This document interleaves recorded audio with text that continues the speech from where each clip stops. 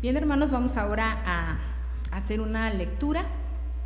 La lectura está en el libro de Romanos, capítulo 10. Vamos a leer todo el capítulo, son 21 versículos.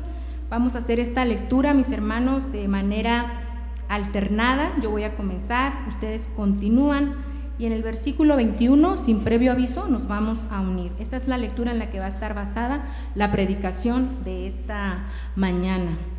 Una vez que hayan encontrado la lectura, les invito, hermanos, por favor, a ponerse de pie.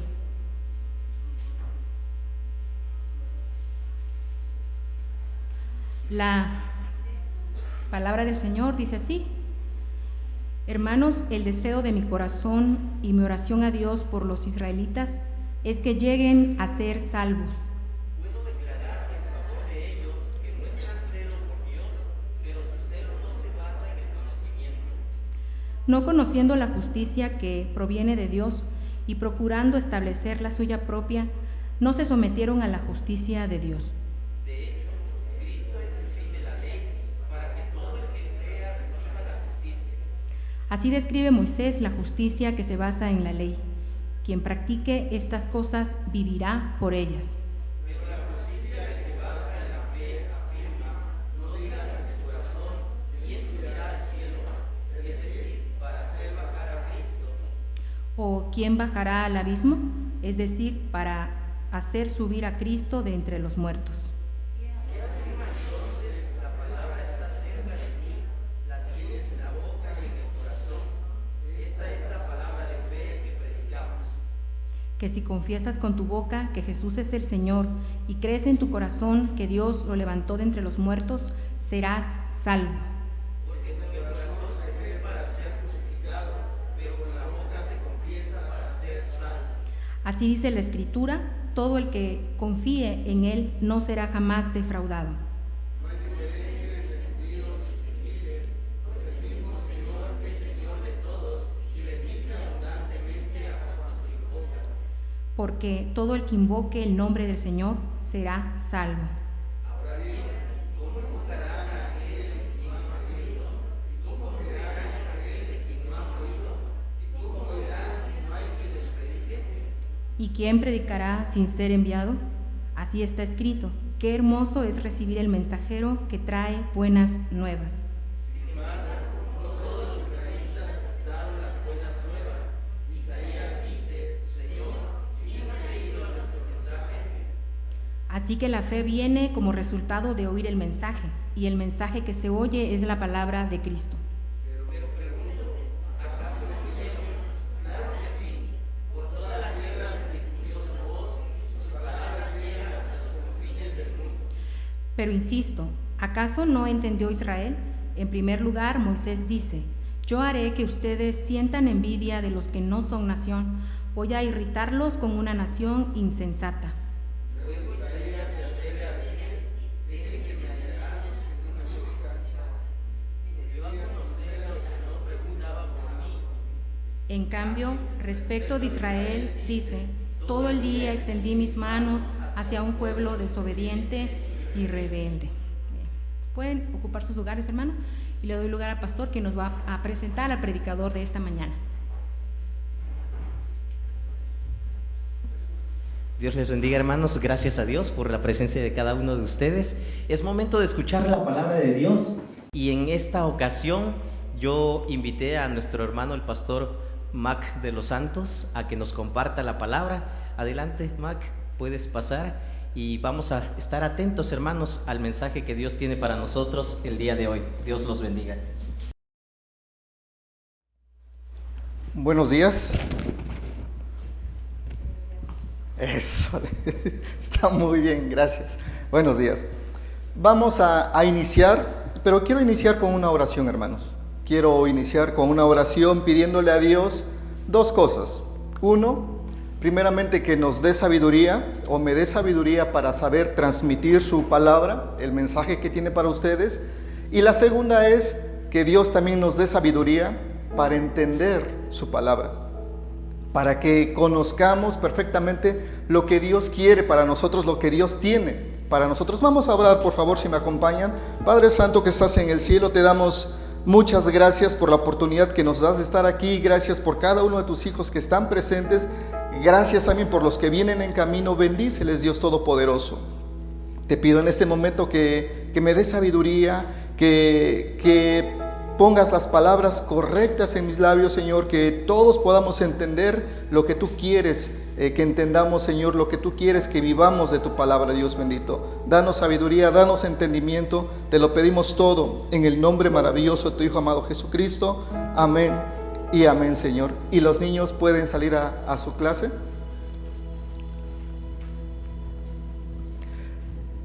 Como yo acostumbro a decir en ciertas ocasiones, si escuchan que me equivoco, porque también me equivoco, levanten la manita y díganme, aquí como que no dijo como debió haber sido. Porque recuerdo de un pastor que estaba predicando, y estaba predicando acerca de Zaqueo. Entonces comienza a decir, no, pues que fíjense que Nicodemo se subió, como estaba chaparrito Nicodemo, pues corrió entre la gente, se subió al árbol porque Nicodemo quería ver a Jesús. Y el diácono se le acerca y le dice, pastor, no es Nicodemo, es Zaqueo. Y el pastor dice, Nicodemo, bájate del árbol. Nicodemo, por favor, bájate del árbol, porque es el lugar de Zaqueo. Entonces uno se puede equivocar, ¿sí? Por eso digo, si yo me equivoco en algún punto, háganmelo saber, no pasa nada. El título de esta predicación es celos inteligentes. Pero ¿por qué celos inteligentes? ¿Alguien de ustedes, cuando ha celado, cuando ha sido celoso, lo ha hecho con inteligencia? ¿Cómo actúa usted cuando siente celos de alguien? ¿Es lo más racional sus celos en esos momentos?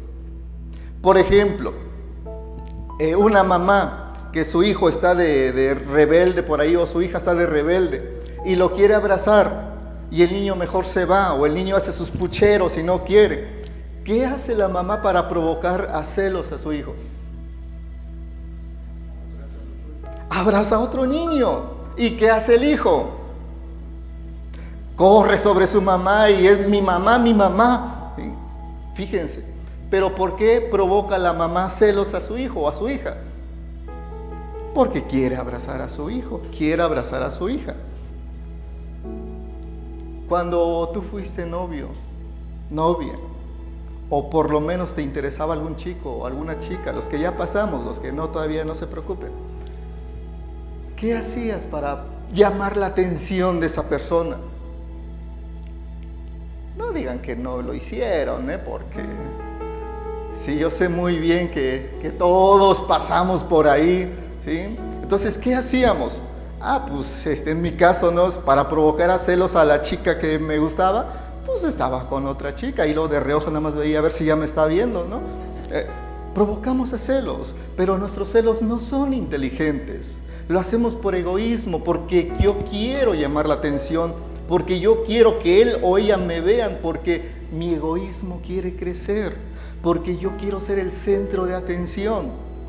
Pero hoy vamos a ver que Dios tiene celos, o que Dios nos provoca celos, pero los celos que provoca Dios, al ser un Dios sabio e inteligente, es un Dios que provoca celos de una forma inteligente. Y eso lo vamos a ver prácticamente en el último en los últimos versículos del 19, donde dice, en la NBI dice, yo los provocaré a envidia. Las demás traducciones creo que traducen también muy bien cuando dice, y los provocaré a celos. Pero eso lo vamos a ver en su momento. Para que entremos un poquito en contexto de lo que es Romanos 10, recordemos algo o entendamos algo. Romanos 10 está hablando de que Dios quiere que su pueblo sea salvo. Dios quiere que ellos, el pueblo de Israel, conozcan la salvación. Y Dios está tan interesado en que su pueblo le acepte para ser salvo, que hace lo que tiene que hacer con tal de que el pueblo de Israel le acepte y sea salvo. pero entendamos un poquito también por qué Dios quiere que su pueblo sea salvo. ¿Cuántos merecíamos ser salvos? Si nos regresamos un poquito a Romanos 3, no lo busquen, solamente escuchen. Romanos 3:10 en adelante dice: porque no hay ni un solo justo, no hay quien haga lo bueno, no hay quien entienda, no hay quien busque a Dios. Todos se han desviado, a una se han corrompido. Por lo tanto, ¿quién merece la salvación? Nadie. El pueblo de Israel tampoco. Si regresamos, por ejemplo, a Isaías 59, ahí el profeta Isaías, todo el capítulo 59, habla de que la inmoralidad, la corrupción, el soborno y la justicia que nunca llega es el pan de todos los días en un pueblo que se supone es un pueblo santo. Pero si nos vamos un poquito más atrás y leemos Génesis 6:5-6, dice: y vio Dios que el corazón del hombre era de continuo solamente en el mal, y toda la humanidad se había corrompido. Toda la humanidad se había corrompido. Por lo tanto, ¿quién merecía la salvación? Nadie. Y si Dios estaba buscando a alguien para que fuera salvo, no es porque lo mereciera, es porque Dios, en su mucha gracia, en su pura gracia, quería que la gente fuera salva. Todos nosotros, de verdad, todos los que estamos aquí, los que nos sentimos muy santos y los que no nos sentimos muy santos, merecíamos el infierno. Si no fuera por la gracia de Dios, ustedes y yo no estaríamos acá. Y en ese contexto entramos a Romanos capítulo 10, entendiendo que todos no merecíamos la salvación. Romanos 10:1 dice: hermanos, el deseo de mi corazón y mi oración a Dios por los israelitas, ¿qué cosa? A ver, disculpen tanta tecnología. Es para que lleguen a ser salvos. Chequen esto. ¿Qué es lo que hacía el apóstol Pablo? Tenía un deseo en su corazón. Y ese deseo que tenía en su corazón lo llevaba a orar por los israelitas. ¿Para qué? Para que fueran salvos. Pero si regresamos al capítulo 9, tampoco lo busquen. En los primeros 3 versículos, el apóstol Pablo dice: yo mismo desearía ser maldecido por Dios con tal de que mis compatriotas fueran salvos. Yo mismo desearía ser un anatema de Dios, dice la Reina Valera, con tal de que mi pueblo fuera salvo. Fíjense, la pasión del apóstol Pablo porque su gente encontrara la salvación. Qué pasión, qué amor tenía el apóstol Pablo para decir: yo prefiero irme al infierno con tal de que mi gente sea salva. Si eso fuera posible, ¿cuántos de nosotros pudiéramos decir: si yo pudiera que mi familia fuera salva, no importa que yo me pierda, pero yo deseo que mi familia sea salva, y el deseo de mi deseo y mi oración es para que mi familia sea salva? ¿Cuántos hemos orado o cuántos han orado pues por su familia con esa pasión del apóstol Pablo? No importa que yo me vaya al infierno, pero quiero a mi familia en los caminos de Dios. No importa que yo sea destruido, pero quiero que mi gente, que mi pueblo conozca la palabra de Dios. En Romanos 16:31 el apóstol Pablo dice: acompáñenme en esta lucha. Lo estoy traduciendo de manera libre. O acompáñenme en esta guerra espiritual, porque lo que yo entiendo de ahí es que la oración es más que una conversación.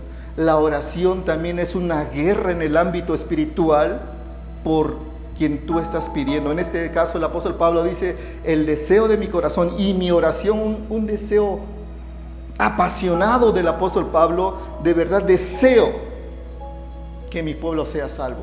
Y esa es mi oración. Y esa palabra la vamos a ver repetida en varias ocasiones en esta carta: para ser salvo, para ser salvo, para ser salvo. ¿Por qué? Porque eso era lo que movía al apóstol Pablo. ¿Qué te mueve a ti? ¿Cuál es la oración que te mueve a ti por tus hijos, por tu familia, por tus compañeros de trabajo?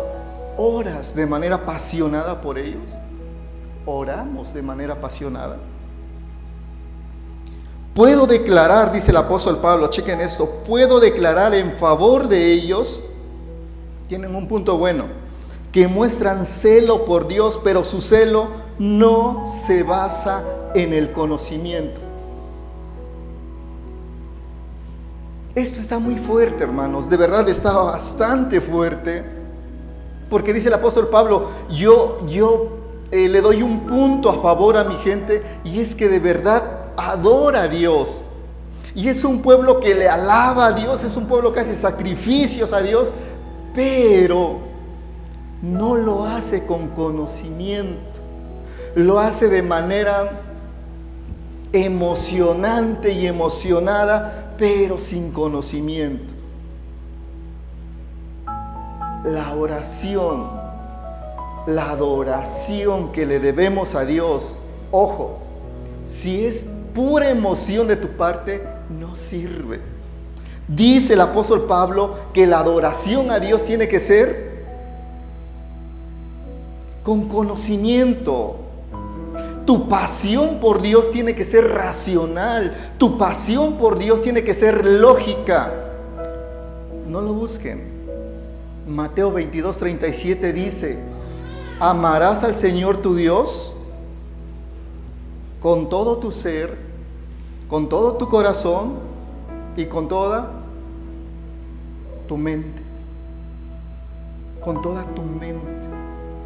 Alguien dijo algo cierto: Dios te dio un cerebro, ¿sabes para qué? Para que lo uses. Para eso Dios te dio el cerebro. Imagínense, el cerebro de verdad es una máquina increíble, una monstruosidad de máquina. No hay equipo tecnológico que se le pueda comparar al cerebro. Nosotros tenemos la capacidad de almacenar, procesar 15 decisiones por segundo, capaz de almacenar más de 3 billones de información en este kilo con 200 gramos que tenemos aquí en la cabeza. Y eso quiere decir solamente una cosa: no lo estamos utilizando bien, ni al 100. Oseas 4:6 dice: mi pueblo ha sido destruido porque le falta conocimiento. Entonces Dios quiere que el pueblo de Dios tenga conocimiento, por supuesto. Yo he dicho esto: ¿a quién liberó Dios? ¿A quién usó Dios para liberar? Gracias, hermano. ¿A quién usó Dios para liberar al pueblo de Egipto?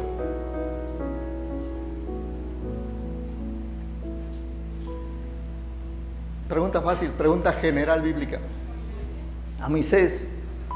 ¿Cuántos años fue Moisés a la universidad? Sí, cuando leemos Hechos 16 dice: y fue instruido en las mejores universidades de Egipto, aprendió todo el conocimiento de los egipcios. Por lo tanto, Moisés era un experto en jeroglíficos, era experto en la lengua común de los egipcios, era experto en astronomía, probablemente en astrología. Moisés fue una persona sumamente preparada, con todo el conocimiento que los egipcios tenían en ese momento. Dios usó a la mejor persona, o a la persona mejor preparada, con el mejor conocimiento de su época, para liberar al pueblo de Israel. ¿Quién fue el más grande de todos los apóstoles, que se le conoce como el león de Jesús o el león de Dios? El apóstol Pablo. Y el apóstol Pablo en Filipenses dice: yo estudié a los pies de Gamaliel, y en mi época prácticamente, dice, superaba a todos mis contemporáneos. ¿Fue una persona preparada con conocimiento, sí o no? Sí, Dios está buscando así gente que no solamente se emocione por las cosas de Dios. Dios está buscando gente preparada para hacer su obra. Por eso yo comparto lo que el pastor Raúl dijo la semana pasada: tienes chance de estudiar, estudia, prepárate, porque Dios está buscando gente preparada para su obra, no solamente en cuestiones teológicas, sino en todo. Dios está buscando gente con conocimiento, gente preparada, de verdad. Chequen, Una frase de Alfonso Ropero que a mí me encanta, dice de esa manera: para entrar en el conocimiento de Dios, no se debe regatear esfuerzos ni sacrificios. El flojo no tiene nada que hacer aquí. Para entrar en el conocimiento de Dios, no se debe regatear esfuerzos ni sacrificios. El flojo no tiene nada que hacer aquí. De verdad, Dios quiere gente preparada, gente que sí se apasione, pero se apasione inteligentemente por su obra y en todo lo que tenga que hacer. No podemos seguir siendo solamente emocionales en las cosas de Dios. Tenemos que ser apasionados, inteligentes en las cosas de Dios, apasionados con conocimiento en las cosas de Dios. Sé que los bautistas casi no decimos amén, pero amén a esto. Dice, versículo 3, no conociendo la justicia que proviene de Dios y procurando establecer la suya propia, no se sometieron a la justicia de Dios. Y eso es terrible, es bien terrible, porque cuando no haces las cosas como Dios quiere que las hagas, haces las cosas como tú quieres hacerlas y no son las formas correctas. Dios no está buscando gente que le adore como quiera. Dios está buscando gente que le adore en espíritu y en verdad. Gente que le adore como Dios ha decidido que se le adore, no como tú quieras, ni como tú digas, es que yo así adoro a Dios. Es que no voy al templo desde mi casa nada más. La Biblia ya ha dicho desde hace mucho tiempo, no dejen de congregarse como algunos tienen por costumbre. Pero también en mi casa encuentro a Dios. Sí, Dios está en todas partes, es más, está también en el infierno y ahí no le adoran. Porque si es omnipresente, está en todas partes. ¿O me equivoco? Entonces, hermanos, adorar a Dios de manera inteligente es adorarle como Él ha decidido que se le adore, no como tú piensas que se le debe adorar. No es como tú piensas que se le debe amar, es como Él ya ha dicho que tiene que ser la adoración para con Él. Si hablo medio así, no estoy enojado, hermanos, de verdad, no estoy enojado, ¿sí? Nada más hablo así. Versículo 4 dice, de hecho, Cristo es el fin de la ley para que todo aquel que cree reciba justicia. Lo que quiere decir esto simplemente es esto, que Cristo es el cumplimiento de la ley, porque nosotros no podemos cumplir la ley. Nunca pudiéramos haber cumplido la ley si hubiéramos vivido en ese tiempo, y tampoco ahorita, si estuviera vigente al 100, no lo hubiéramos hecho, no lo estaríamos haciendo. Por eso Cristo murió, porque sabe perfectamente que ustedes y yo somos incapaces de vivir como Dios quiere, y Él cumplió la ley. Por eso el fin de la ley es Cristo. Versículo 5 dice, así describe Moisés la justicia que se... pero chequen, regreso al versículo 4. Chequen esa palabrita, cree, para que todo el que cree reciba la justicia. Y esta palabrita también se va a repetir en varias ocasiones. ¿Por qué? ¿Qué es creer en Jesús? Perdón por regresar un poquito. ¿Qué es creer? En el contexto bíblico, en el contexto teológico, ¿qué implica creer? Reconocer. Yo creo que creer es confiar de una manera total y plena en Dios. No es solamente decir creo en Dios, porque Santiago 2:19 también los demonios creen y tiemblan. No solamente es decir yo sí creo en Dios, es demostrar, como dice Mateo 3:8, demuestra con tu forma de vivir que has cambiado de vida. Eso es lo que Juan el Bautista le dice a los que iban a bautizarse. No digan que porque somos descendientes de Abraham somos salvos, no. Demuestren con su forma de vivir que han cambiado de vida. Si tú dices que crees pero no vives como Él vive, no es cierto. ¿O no lo dice primera de Juan 2:6? El que dice que cree en Él debe vivir como Él vivió. El que dice que cree en Él y vive como se le da su regalada gana, es mentira que cree en Él. Dice que cree en Él, pero no cree. Tal vez escucha de Él, tal vez le encanta escuchar de Él, pero no ha creído en Él. ¿Se acuerdan cuando Herodes encarceló a Juan el Bautista?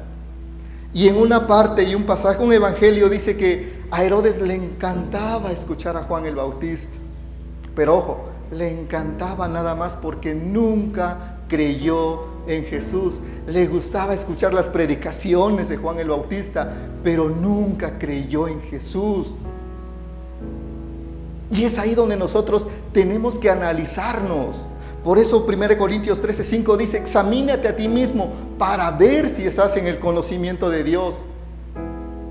Examínate. Porque muchos podemos decir sí creo, pero si nuestra vida no ha sido transformada, no creemos. Hemos oído como Herodes, hemos oído como algunos de la iglesia de Corintio, pero no hemos creído. Creer es confiar completa y plenamente en que Dios tiene el control de todo. Punto. Ahora sí, versículo 5. Haciendo un cálculo, hermanos, aquí a las 5 de la tarde ya llegamos al versículo 21. Ustedes tranquilos, ahí hay agüita ahí por si. Versículo 5. Así describe Moisés la justicia que se basa en la ley. Quien practique estas cosas vivirá por ellas. Pero recordemos, ¿quién practicaba toda la ley? Nadie. Pero la justicia, dice versículo 6, que se basa en la fe, afirma: no digas en tu corazón quién subirá al cielo, es decir, para hacer bajar a Cristo, o quién bajará al abismo, es decir, para subir a Cristo de entre los muertos. En otras palabras, ¿qué quiere decir esto? Dios no te está pidiendo imposibles. Dios no te está pidiendo cosas sobrenaturales o sobrehumanas, mejor dicho. Tú dirás, pero es que ¿cómo voy a llegar al cielo y voy a conocer la palabra? ¿O cómo voy a hacer que suba del abismo para que conozca la palabra? Dios no te está pidiendo cosas imposibles. ¿Qué dice el siguiente versículo? Porque ¿dónde está la palabra?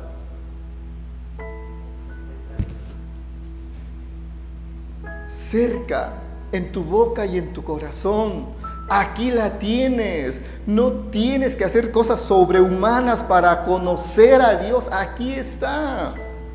Dios no te está pidiendo cosas imposibles, repito. Dios no te está pidiendo cosas que tú no puedes hacer. Dice, aquí está la palabra, chequen. Ya me regresó al versículo capítulo 9. Dice, versículo 8, ¿qué afirma entonces? La palabra está cerca de ti, la tienes en tu boca y en tu corazón, la tienes en tu boca y aquí tenemos la palabra. Pero repito esto, ¿cuántos nos apasionamos por entender la palabra? ¿Cuántos todos los días estamos leyendo la palabra de Dios? ¿Cuántos todos los días estamos reflexionando en la palabra de Dios? ¿Cuántos tienen un plan para leer la Biblia todos los días? Yo tengo un plan de lectura. Y mi plan es leer un libro del Nuevo Testamento, iniciar Mateo, regresarme a Génesis, continuar Marcos, regresar a Éxodo, y así. Termino de leer el Antiguo Testamento una vez y el Nuevo Testamento 2 veces. ¿Cuántos? Aquí está en tu boca y en tu corazón. ¿Algo más difícil que tienes que hacer? No. Es más, ahorita hasta en los celulares tenemos como 20 traducciones y a veces no leemos ni una. ¿Sí? Entonces, tenemos ahorita todo tan sencillito, dijeran los vallistas, de verdad, pero tan sencillito que nos complicamos la vida. Eclesiastés 9:27 dice, solamente he encontrado esto, que Dios hizo al hombre perfecto, pero él se buscó muchas complicaciones. Dios lo hizo todo sencillo, el hombre se complica las cosas, el hombre hace difícil las cosas. Entonces, no nos compliquemos, hermanos, aquí está, cerca de ti en tu boca y en tu corazón. Versículo 9, chequen esto, está muy bueno. Otra vez 8, que afirma entonces, la palabra está cerca de ti, la tienes en tu boca y en tu corazón. Esta es la palabra de fe que predicamos. Chequen, esta es la palabra de fe que predicamos. ¿Qué cosa? Que si confiesas con tu boca que Jesús es el Señor y crees en Él, Otra vez, disculpen, yo casi no. Y crees en Él, serás salvo. Repito, que si confiesas con tu boca que Jesús es el Señor y crees en tu corazón que Dios lo levantó de entre los muertos, serás salvo. Pero, pregunta, ¿qué es confesar a Jesús? A ver, en el contexto que el apóstol Pablo, ¿qué era confesar a Jesús? A ver, que alguien me diga un poquito. Confesar a Jesús era más que decir, yo confío en Jesús. Confesar en Jesús en ese tiempo del apóstol Pablo y en las circunstancias políticas que estaban viviendo y religiosas que estaban viviendo, confesar a Jesús era prácticamente decir, arriesgo mi vida. Y si me van a ejecutar por decir que creo que Jesús es el Señor, ni modos, me atengo a las consecuencias. No era solamente decir, levante la mano el que confía en Jesús. El contexto era diferente.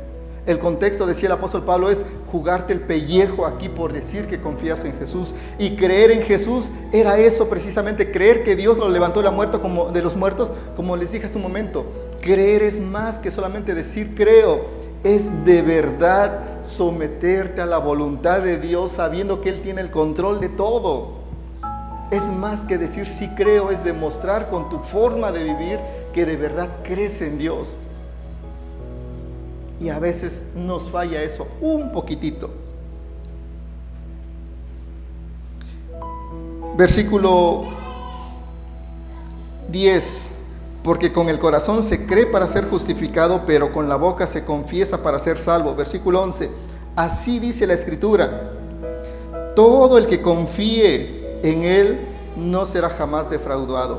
Todo aquel que confíe en Él no será jamás defraudado. 12. Y esto me gusta mucho, el versículo 12, la última parte. No hay diferencia entre judíos y gentiles, pues el mismo Señor es Señor de todos. Y chequen esto: y bendice abundantemente a cuantos lo invocan. Y bendice abundantemente a cuantos lo invocan. ¿Cómo creen ustedes que Dios bendice abundantemente a cuantos le invocan? Cuando alguien te dice que Dios te va a bendecir abundantemente, si tú le invocas, ¿qué entiendes por eso? ¿Entiendes de que la bendición es aumento de sueldo? ¿Es una casa más bonita? ¿Un carro nuevo? ¿O qué entiendes por bendición? Porque ahí dice, Dios va a bendecir abundantemente a cuantos le invocan. El siguiente versículo te dice cuál es la bendición de Dios o la abundante bendición para los que le invocan. Si tú pensabas que eran cosas materiales, no. El versículo siguiente dice, miren, porque todo aquel que invoque el nombre del Señor, ¿qué cosa? Entonces, ¿cuál es la bendición de invocar el nombre del Señor? Y eso no es una bendición abundante. ¿Por qué? Porque tú no merecías esa bendición, porque tú no merecías esa salvación. Es más, no lo digo solamente a ustedes, porque yo no merecía eso. Y sin embargo, esa es la mejor bendición que Dios nos puede dar, que el que nosotros seamos salvos por la gracia de Dios. Así que si tú piensas que la bendición de Dios, como tal vez te han dicho, es cosas materiales, no. La bendición y la más grande bendición de Dios es la salvación que no mereces y sin embargo te la da por pura gracia. Entonces, si en alguna ocasión le vas a decir a alguien, Dios te va a bendecir abundantemente, explícale, la bendición es la salvación. No pienses que la bendición es que te resuelvan tus problemas económicos, lo que sea, no. La bendición es la salvación. Hasta aquí me van agarrando el hilo, hermanos. Ahí ¿sí? Ok. Cuando vea caras de Watts,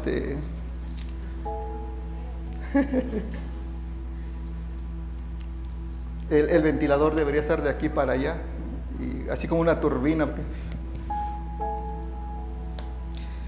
Versículo 14. Ahora bien, ¿cómo invocarán? Chequen que va junto con pegado, va unido el versículo 13 con el 14, porque ahí habla de que todo aquel que invoque el nombre del Señor será salvo. Pero la pregunta que hace el apóstol Pablo dice, ahora bien, ¿cómo van a invocar a aquel de quien no han creído? Creo que hay más, ¿no? Ok, aquí. Chequen. Ahora bien, ¿cómo invocarán para ser salvo a aquel de quien no han creído? ¿Y cómo creerán en aquel de quien no han oído? ¿Y cómo oirán si no hay quien les predique? ¿Y quién predicará sin ser enviado? Así está escrito. Qué hermoso es recibir el mensaje que trae las buenas noticias. Pero ¿qué pasaría si invirtiéramos el orden de estas palabras? ¿Qué pasaría si invirtiéramos el orden? Quedaría más o menos así. A ver.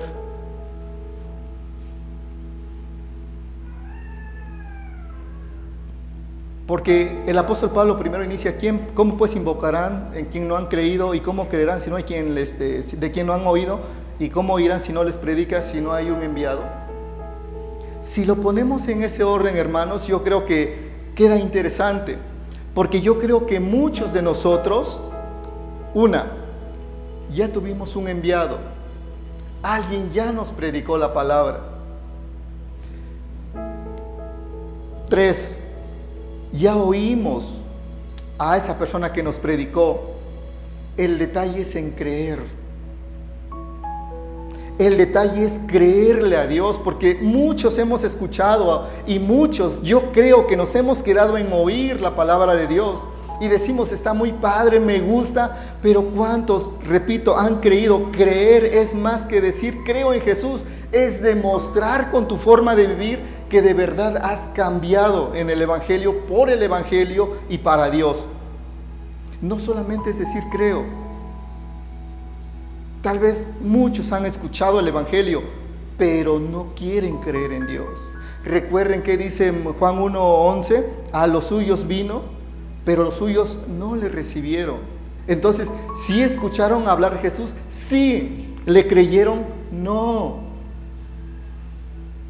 Cuando leemos 2 Tesalonicenses 2:10 dice, y esos serán engañados por haberse negado a amar la verdad. No es que no conocieran la verdad, es que decidieron no amar la verdad.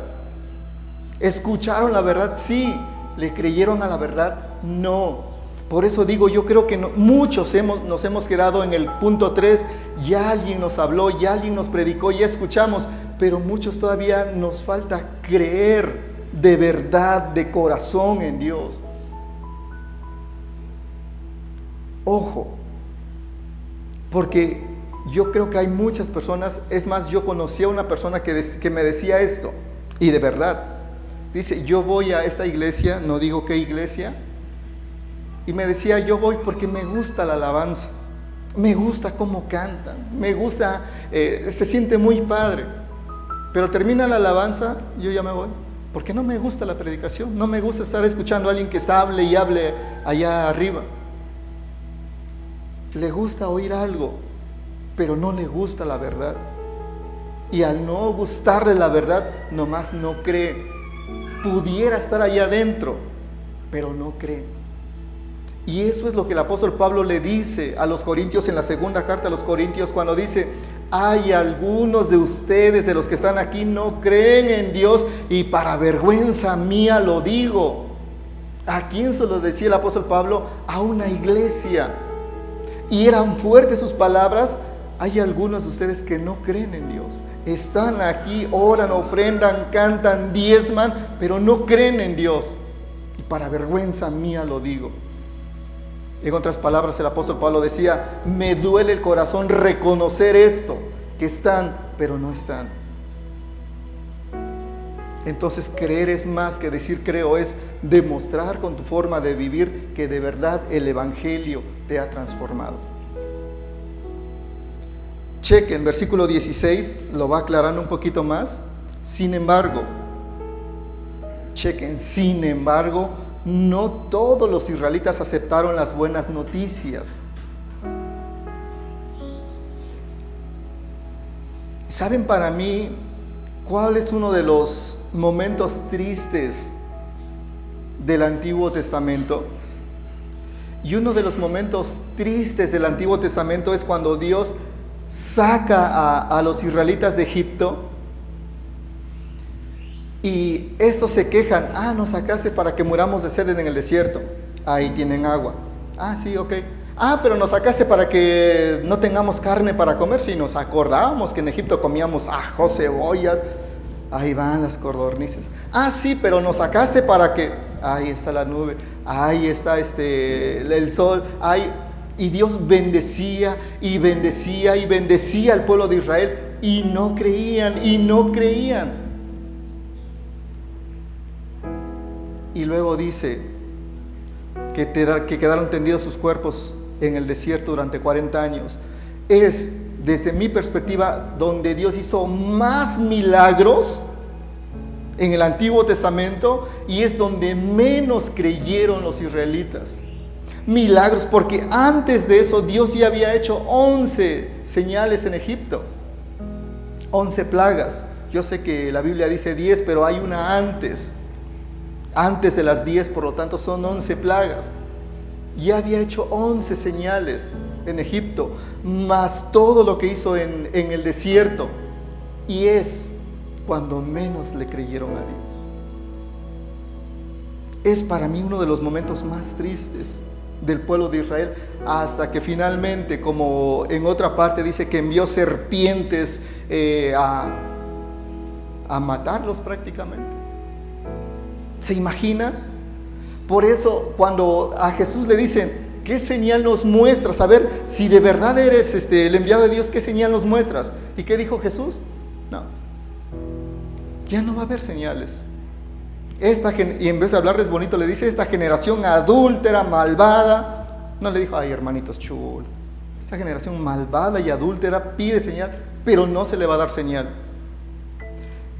Y eso es lo que hizo el pueblo de Israel cuando salió de Egipto. Pedía señal tras señal y Dios le daba las señales, pero no entendieron. Y creo que eso es una forma de Jesús de decirnos: aunque vengan señales a tu vida, si tú decides no creer, nada te va a cambiar.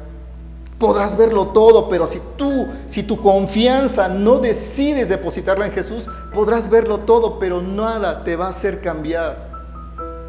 La decisión de cambiar es tuya. Por eso Jesús dijo: bienaventurado aquel que sin ver ha creído. No pida señales, de verdad no pida señales. Pide mejor creer plenamente en Jesús. Pide mejor vivir una vida de convicción hacia Dios, más que de ver señales. Si Dios va a hacer algo, qué bueno, pero si Dios dice que no, sigue creyendo en Él. Sigue confiando en Él. Sin embargo, no todos los israelitas aceptaron las buenas nuevas. Isaías dice: Señor, ¿quién ha creído a nuestro mensaje? La tristeza de Isaías es de que prácticamente nadie había escuchado el mensaje. Habían escuchado sí, creído no.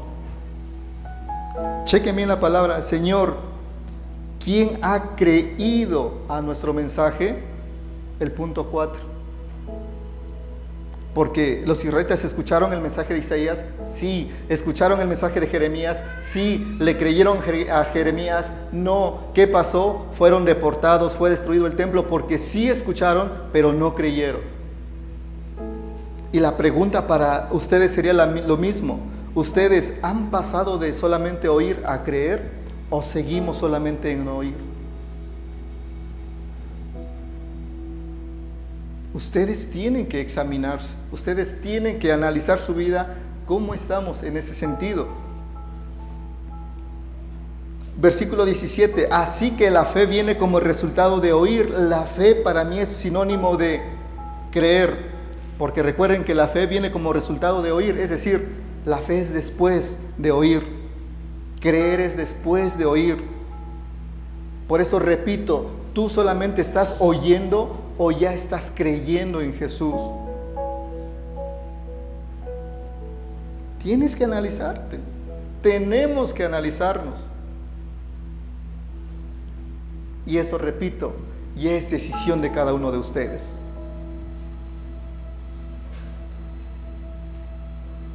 ¿Todos tranquilos? ¿Sí? Está bien. Versículo 17. Así que la fe viene como resultado de oír el mensaje, y el mensaje que se oye es la palabra de Cristo. El mensaje que se oye es la palabra de Cristo. Y fíjense, el apóstol Pablo decía esto: porque yo predico a Cristo y a ese crucificado. Y también dice en otro pasaje: a mí no me importa saber de todo, sino solamente de Cristo y ese crucificado. Entonces el mensaje que nosotros tenemos que dar es que Cristo vivió, murió, resucitó por mí. Precisamente en esas fechas es cuando recordamos esos eventos de la vida de Jesús. Pero ¿cuántos nos tomamos en serio lo que Jesús ha hecho por nosotros? Pero todo lo que, miren, Dios está moviendo y va a mover sus corazones para que ustedes regresen a Él. Si ustedes en algún momento se alejaron de la palabra de Dios, Dios está moviendo los hilos, Dios está moviendo las cuerdas para que usted regrese a Él. Por una simple razón: porque de tal manera te ama Dios, porque de tal manera tú eres su especial tesoro, como dice Éxodo 19:5, que Dios, como dice en Oseas 14, con cuerdas de amor te atraje a mí, porque te amo. Y Dios está haciendo lo posible para que tú tengas un encuentro personal con Él, que te reencuentres con Él, que nuevamente corras a sus brazos de amor. Y chequen lo que dice, otra vez leo versículo 17. Así que la fe viene como resultado de oír y oír el mensaje, el mensaje que se oye es la palabra de Cristo. Colosenses 3:16 dice que la palabra de Cristo, ¿saben esa partecita? Que la palabra de Cristo, ¿no? Ok. Que la palabra de Cristo more en abundancia en sus corazones. Que la palabra de Cristo more en abundancia en sus corazones. Pregunta: ¿cuántos versículos te sabes de memoria? Hay un libro, bueno, no un libro, una novela que consta de 12 volúmenes que se llama Los dejados atrás. Lo leí hace muchos años. Y en esa novela dice que va a llegar un momento en que pues los cristianos, al ser arrestados y todos los demás, se les va a decomisar Biblias, se le van a quemar Biblias y todo lo demás.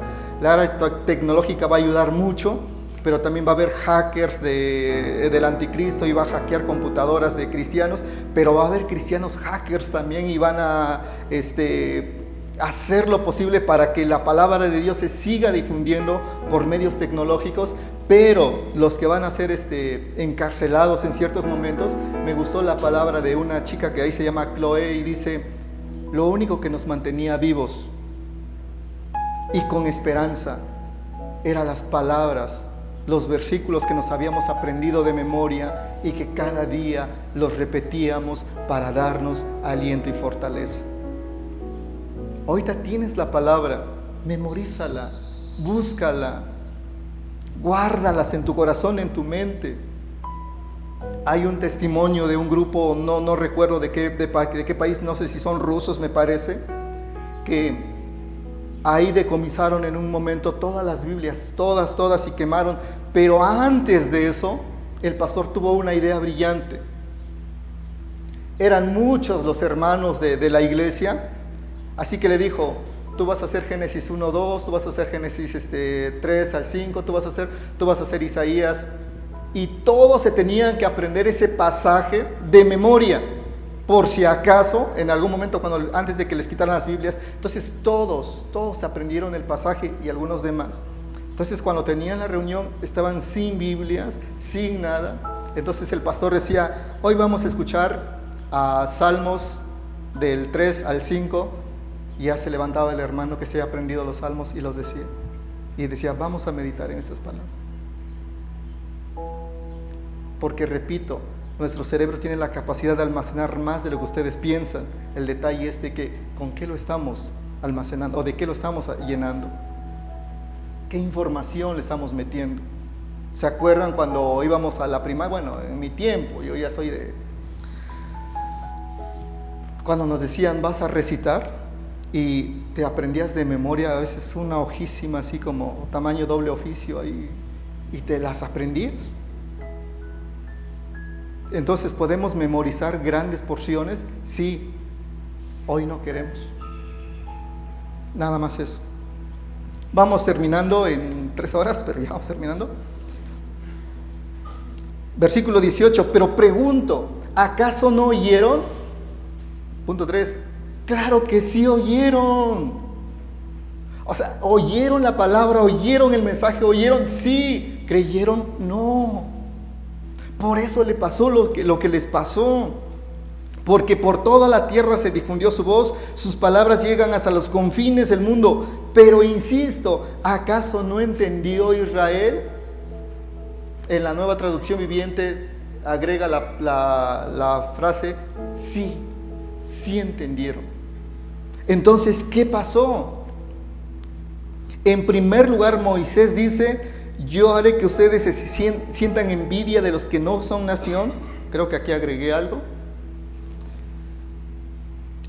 Yo haré que ustedes sientan envidia de los que no son nación. Voy a irritarlos con una nación insensata. ¿Qué significa insensatos? ¿Cómo? Necios, que no quieren entender, que no quieren conocer. Y chequen, dice, en otras traducciones dice, voy a provocarlos a celos con una nación que no quiere saber, con una nación torpe, con una nación ignorante. Dios estaba provocando a celos a su pueblo. ¿Por qué? No sé si aquí viene. No. ¿Por qué estaba provocando Dios a su pueblo a celos? Porque quería que su pueblo regresara a Él. Porque su pueblo se había desviado totalmente. Porque de ser la nación que Dios le prometió a Abraham en 12, 2 y 3 de Génesis, porque en tus simientes serán bendecidas todas las naciones, el pueblo se desvió. El pueblo ya no estaba cumpliendo ese propósito y Dios quería que ahora el pueblo de Israel regresara a Dios y lo estaba provocando a celos, pero sus celos eran inteligentes. ¿Por qué? Porque no eran como nosotros provocamos a celos, porque yo quiero ser visto, porque yo quiero ser admirado, porque yo merezco tu amor. Dios provocó a celos a su pueblo porque quería que su pueblo fuera salvo. Dios estaba provocando a celos a su pueblo. Y aquí, versículo 20 dice, luego Isaías se atreve a decir, dejé que me hallaran los que no me buscaran, me di a conocer a los que no preguntaban por mí.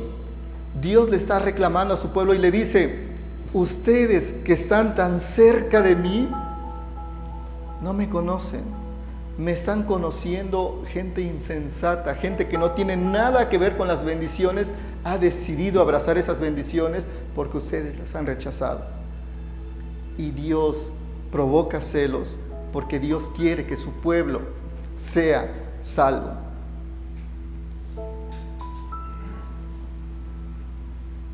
Si Dios provocó a celos a su pueblo usando a países paganos, bendiciendo a países paganos, con tal de que Israel dijera, ok, creo que sí es cierto, volvamos a Dios, volvamos a nuestro primer amor. Pero yo sé que tú no eres el pueblo de Israel, pero te preguntaría ahorita, ¿cómo te está provocando Dios a celos? Porque si usó a países, como aquí dice, insensatos, con tal de llamar la atención de su pueblo, ¿cómo te está provocando a ti a celos? Tal vez, fíjense, yo me puse a reflexionar en eso, tal vez algunos de nosotros podamos decir, pero ¿por qué a mí no me alcanza la economía y a ellos les va muy bien? Veo que van, vienen, se compran y y yo nada. Tal vez es porque hemos sido malos administradores, o tal vez porque Dios está diciendo, es que quiero que confíes en mí. Tal vez Dios te está provocando a celos, porque tal vez tienes un negocio, tal vez por pequeño que sea, y ves como los clientes llegan ahí y el tuyo no. Y dices, pero ¿por qué yo no? ¿Qué estoy haciendo mal? Tal vez porque no hemos invocado el nombre de Dios. Tal vez porque nos hemos conformado solamente con oír la palabra de Dios, pero Dios quiere que pases más que solamente oír, quiere que le invoques, que comiences a invocar el nombre de Dios. Tal vez Dios, y fíjense, yo lo pensé también en el ministerio pastoral, y yo decía, tal vez también en el ministerio pastoral se pueda dar esto y decir, ¿por qué todas las iglesias crecen menos donde yo estoy? ¿Por qué a todos los demás pastores les pagan bien y a mí no? Tal vez Dios está diciendo, regresa a mí. Tal vez en algún momento tú te desviaste, tal vez en un momento tú te alejaste de mí por algo, por insignificante que haya sido. Y eso está sucediendo porque quiero que regreses a mí, porque quiero que vuelvas a mí. Tal vez digas, estoy haciendo las cosas bien. Tal vez estás haciendo las cosas bien, pero te has olvidado de invocarme, porque tal vez estás haciendo las cosas bien en tus propias fuerzas, pero no me estás invocando a mí.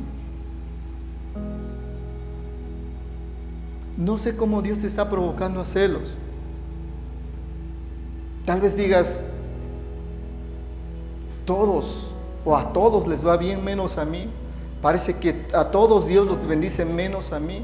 Parece que todos están sanos menos yo. Parece que todos los hijos de los demás son obedientes menos los míos.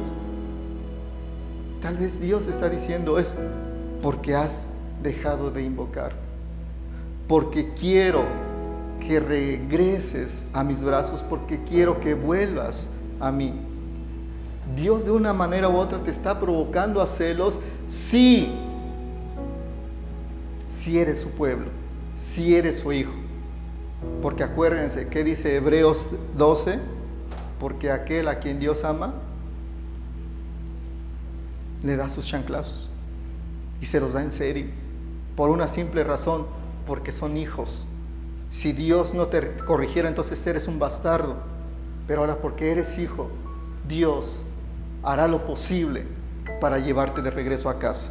Y dice el versículo 13 que es para mí, versículo 21, perdón, que es para mí el versículo triste de este capítulo, es que dice así, en cambio respecto a Israel dice, todo el día extendí mis manos hacia un pueblo desobediente y rebelde. ¿Qué estaba haciendo Dios?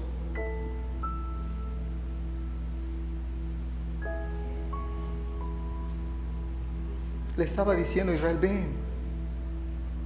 ven, y yo te voy a levantar. Ven y yo te voy a sostener. ¿Y qué hacía Israel como ese niño berrinchudo que mejor le daba la espalda? Que mejor da la espalda y se va. John Stott decía en este versículo vemos el dolor de Dios por el amor que le tiene a un pueblo que por más que Dios le tienda la mano, decide rechazar. Espero, de verdad espero que tú no seas así. Que si, como dije hace un momento, Dios está provocando a celos porque Él quiere que regreses, acepta la mano de Dios. Regresa con Él. Dile, yo quiero estar nuevamente en tus caminos. Yo quiero estar nuevamente en tu bendición. Yo quiero estar nuevamente en tus brazos. Yo quiero estar nuevamente en tu camino, pero esta vez en serio, Señor. Esta vez en serio quiero servirte de corazón y no de labios para afuera. Esta vez en serio quiero entregarme a ti, quiero vivir por ti, quiero morir para ti. Pero esta vez en serio, dejemos solamente de oír la palabra de Dios, comencemos a creer y a invocarle.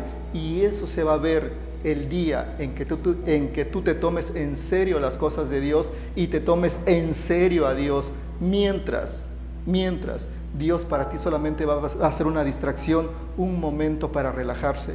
Y Dios no es un objeto, es una persona que merece tu amor, que merece tu adoración, porque Él dio su vida para salvarte. Porque ¿recuerdas lo que Dios dijo hace un momento en Romanos 10? ¿Quién bajará al abismo? ¿Quién bajará del cielo y quién subirá del abismo? Jesús. Cosa que tú y yo no podíamos hacer, Él lo hizo, y lo hizo solamente por algo, porque te ama más de lo que tú puedas imaginar, porque te ama más de lo que tú y yo y juntos jamás podremos amar. Vamos a orar y a darle gracias a Dios porque Él hizo lo imposible. Y Él quiere, de verdad quiere, que no nos quedemos estancados en nuestra vida, que cada día sigamos avanzando más y más hacia Él, porque nos ama. Padre Santo que estás en el cielo,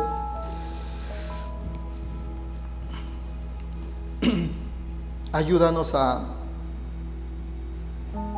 escuchar tu voz, Señor, a entender que tú nos estás buscando, que tú nos estás llamando, que tú hiciste lo imposible, cosas que nosotros jamás hubiéramos hecho, tú lo hiciste realidad por nosotros. Pero la realidad es que también somos desobedientes, te hemos dado la espalda, nos hemos alejado de ti. Y si tú hoy nos provocas a celo, Señor, es porque quieres que regresemos a ti, quieres que regresemos a tus brazos y que dejemos de ser esa nación insensata y que dejemos de ser esa nación rebelde, que aprendamos, Señor, de verdad a ser esos corderos que oyen la voz de su pastor y le siguen, que de verdad ya vivamos así, Señor, y no pensar que, bueno, estoy en la iglesia y hago lo que los de la iglesia hacen, eso me hace salvo. Aprendamos a confiar en ti, a vivir por ti, Dios Santo. Danos fuerzas, porque incluso después de que Cristo ya hizo lo imposible por nosotros, nos sigue costando, Señor. A mí me sigue costando. Ayúdame a confiar, a depender de ti, Señor. Ayúdame, te necesito. Y a cada uno de tus hijos que está pidiendo que le ayudes, por favor, Señor, ayúdanos.